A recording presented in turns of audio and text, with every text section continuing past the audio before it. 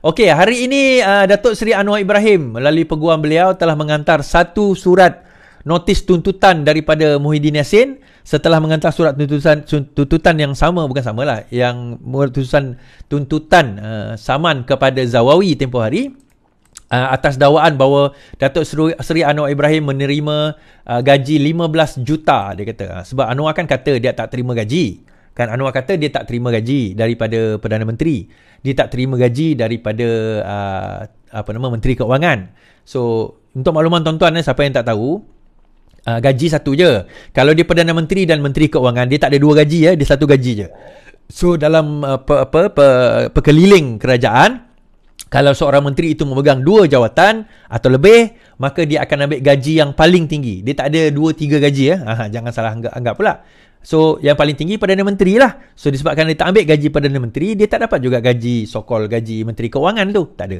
So, Muhyiddin Yassin mendakwa, memanglah tak ada. Masa kau jadi penasihat Selangor dahulu, kau terima 15 juta, dia kata. Kemudian disahkan oleh Setiausaha Selangor bahawa Anwar hanya menerima RM1 saja. RM1 je sebagai upah beliau menjadi penasihat Selangor. So, hari ini dakwa terima 15 juta, Anwar tuntut Muhyiddin minta maaf. Perdana Menteri Anwar Ibrahim memberi tempoh 3 hari kepada pengurusi PN Muhyiddin Yassin untuk membuat permohonan maaf tanpa syarat berhubung dakwaannya bahawa Anwar menerima bayaran 15 juta ringgit. Anwar turut memberi tempoh 3 hari kepada Muhyiddin untuk menarik balik video TikTok berkenaan serta membuat aku janji untuk bertulis untuk tidak lagi mengulanginya. Kenapa orang kata aku janji? Sebenarnya akur janji, AKUR. Tak tahulah, mungkin saya silap. Atau undertaking lah bahasa putih dia. Perkara itu dinyatakan dalam surat tuntutan kepada Muhyiddin hari ini. Peguam Anwar Sangkar Nair mengesahkan kepada Malaysia Kini bahawa surat itu dihantar dengan tangan hari ini. Ia berkenaan kenyataan Muhyiddin yang dikatakan dibuat ketika ceramah grand finale PN di Padang Serai pada 5 Disember lalu. Hari ini Pejabat Menteri Besar Selangor menafikan dakwaan tersebut dan mengesahkan Anwar hanya menerima bayaran simbolik RM1 sebulan. Menurut surat tuntutan itu, Anwar menyifatkan dakwaan itu sebagai tidak benar dan berniat jahat. So, akhirnya macam kita katalah, daripada zaman Najib dulu tuan-tuan, bukan zaman Mahathir dulu, zaman Mahathir dahulu dia nak cuba implikatekan Anwar Ibrahim, tak boleh. Nak orang kata nak kaitkan dengan rasuah, tak boleh. Nak kaitkan dengan penyalahgunaan kuasa, tak boleh. Nak kaitkan dengan salah guna, ambil cakau duit, ambil duit, curi duit, tak boleh. So, dia libatkan dengan kes liwat, kita kata. Dia dapati tidak bersalah. So, masuk zaman Najib pun sama. Kan? Okay, kalau Najib tengok saya dekat penjara, hai, saya tahu dia tak boleh tengok, tapi hai, cakap hai lah. Saya dah sampaikan itu. Dia ada kat penjara Kajang. Dah disahkan. Anyway, balik cerita kita tadi. So akhirnya kita kata, so dia tak boleh nak implicate. So, dia letak lagi, buat lagi kes kedua. Itu pun ramai walaon percaya tuan-tuan. Tak apalah. Dia kata banduan lah, penjenayah dan sebagainya. Ramai yang percaya. Sebab nak implicate dia, nak kaitkan dengan salah guna kuasa, dengan sakau duit, tak boleh. Dia bila jadi penasihat Selangor, dia terima RM1 sebulan. Itu pun simbolik je. Maksudnya dia tak ambil duit tu. So, bila dia jadi Perdana Menteri sekarang ini, dia tak ambil duit. So, orang ni pembangkang sekarang ni, nak kenakan dia tak boleh. Dia nak kutuk dia, nak implicate dia, tak boleh. So, Sanusi semalam dalam ceramah dia, so dia kata apa? Ni beberapa perkara dia cakap lah. Which is funny lah. I mean, knowing Sanusi ni, kita tahulah dia punya IQ tu macam mana kan. Kan? Dia kata apa? Judi tu, daripada 22 turun 8, tetap haram tau. Dia tetap haram. So tak kisahlah dia daripada 2 turun 8 ke 8 naik 22, dia haram, tetap haram, dia kata. Tapi kita nak bagi tahu bahawa dekat Kedah ni tak ada tempat judi. Okey, hari ni orang buktikan kat Kedah banyak tempat judi. Ni nak bagi tahu tuan-tuan, dia bukan masalah haram tak haram. Satu judi pun kira haram. Poinnya adalah bagaimana usaha kita. Kita tahu benda tu haram tapi kita tambah. Dia umpama dulu, saya ingat lagu dia lah. Saya ingat dulu masa saya kat UK kan. Saya dengan kawan-kawan dia, saya pergi masa kat Europe tu, saya dengan kawan-kawan saya pergilah cari makanan halal. Jadi pergi kat satu kedai. Sampai kat satu kedai ni, kita tengok, kedai ni tulis kedai Pakistan lah. So kita tengok masuk-masuk dalam, saya tanya dia, Muslim? Saya kata, yes, Muslim, dia kata. Okay, halal? Kita tanya, kawan saya tanya, halal? Yes, halal. Lepas tu dalam pada berak tu kat belakang tu, dia jual arak tau. Ada arak-arak dekat arak tu. Kemudian kawan saya tunjuk dekat arak tu. Dia tunjuk, halal? Dia kata halal? Oh, come on brother. Dia pun tahu haram. Poinnya kat sini samalah cerita tu tadi. Dia tak haram tu kita semua tahu haram. Tetapi yang kau tingkatkan dia jadi 22 tu kenapa? Itu yang dia tak nak jawab. Sebab dia tahu dia tak boleh nak jawab isu tu. Kau dalam kerajaan kot. Engkau dalam kerajaan. Ada hari ini kita bercerita tentang apa orang kata Datuk Seri Anwar menyebut tentang judi. Apa yang PAS jawab? Dia tak jawab tentang judi tersebut. Dia kata tidaklah, dia deny lah. Okey, tak apalah dia nak deny. Tak ada masalah. So janganlah takut sangat kan kalau dah deny tu. Tetapi apa yang dia bawa, dia kata apa? Dewan Ulama PAS persoal. Di sini bawa. Dewan Ulama PAS persoal status pendedahan PH terima dana asing. Dewan Ulama PAS membangkitkan semula pendedahan pihak tertentu berkaitan penerimaan dana asing oleh Pakatan Harapan yang disebut mereka lebih mustahak untuk dijelaskan oleh PH. Ketua Dewan PAS Datuk Ahmad Yahya berkata persoalan itu lebih utama berbanding membangkitkan dakwaan Perikatan Nasional menerima biaya dari syarikat perjudian yang disifatnya sebagai dangkal dan jauh meleset. Persoalan yang paling mustahak adalah penerimaan oleh dana asing PH yang sudah mencetuskan kebimbangan ramai sebelum ini. Perkara ini didedahkan sendiri oleh Presiden International Republican Institute Daniel Twining pasca PRU ke-14 yang lalu. Dakwaan itu lebih bahaya. Dia dalam ucapan itu dia cakap, dia dakwa. Tapi dia tak dedahkan bukti. Dia cakap je lah bahawa kedaulatan negara, kepentingan asing. Ironinya masih tiada siasatan mahupun jawapan yang tuntas terhadapnya. Dia kata tidak ada siasatan mahupun jawapan tuntas kepadanya. Now, kita tanya, perkara tentang dana asing ni tuan-tuan sudah dibangkitkan sejak 2013. PKR pun terima dana asing, dah dibangkit. Kalau tuan-tuan Google lah PKR terima dana asing, dah keluar sebelum 2013 lagi. Kenapa PAS masa jadi kerajaan tak pergi siasat pun? Kenapa masih lagi nak bangkit cerita sama tapi tak nak siasat? Dia kata kenapa tak siasat? Yang kamu dulu tak siasat, kenapa? Kan? Kenapa dulu kamu masa kamu jadi kerajaan kamu tak nak siasat? Ini bukan baru cerita sekarang, ini cerita ni sebelum 2013 lagi. Orang dah bawa dana, PKR terima dana. Saya pengarah pilihan raya Petrajaya. Saya tahu exactly, lillahi ta'ala, wallahi, berapa kami dapat. Berapa kami dapat? Tak ada juta-juta tuan-tuan. Orang terkejut bila saya sebut semalam. Saya jumpa kawan saya kan. Saya beritahu saya jumlah berapa. Saya tak boleh sebut lah berapa. Tapi dalam dana yang dibenarkan oleh parti, oleh SPR dan terlalu kurang. Kan? Tak ada juta pun. Bendera kami 20 bendera GPS. 1 bendera kami. Kayu budak-budak saya yang budak-budak kampung saya pergi ambil kayu-kayu tu. Kan? Budak-budak kampung saya pergi ambil kayu tu. Tak ada kita guna kayu mana-mana kayu asal boleh berdiri, boleh cucuk, boleh masuk bendera. Itulah kayu kami pakai. Ambil daripada dalam hutan tu. Budak-budak saya pergi ambil. Tak ada dana juta-juta tuan-tuan. Kalau dapat dana daripada negara asing, PKR bertanding 70-80 kerusi je.